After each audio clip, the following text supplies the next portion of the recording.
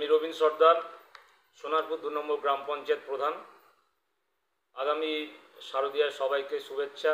দেবীপক্ষ শুরু হতে চলেছে, আপনারা সবাই ভালো থাকবেন, পূজাতে ভালোভাবে কাটাবেন, কোনো নিরানন্দ যাতে না হয় সবাই নজর দেবেন।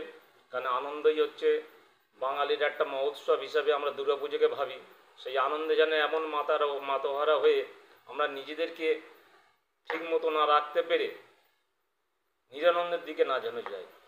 কারণ আনন্দ হচ্ছে সবার একটা ব্যক্তিগত বিষয়, সবাই আনন্দ করবেন, কিন্তু আনন্দটা প্রত্যেকের মধ্যে সীমাবদ্ধ রাখতে হবে।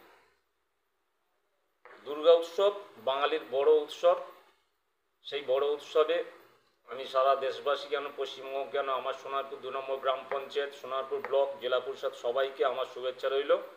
বড়োদেরকে আমার প্রণাম আর ছোটোদেরকে আমার ভালোবাসা জানিয়ে আমি বলবো আগামী পুজোতে আপনারা ভালোভাবে কাটাবেন।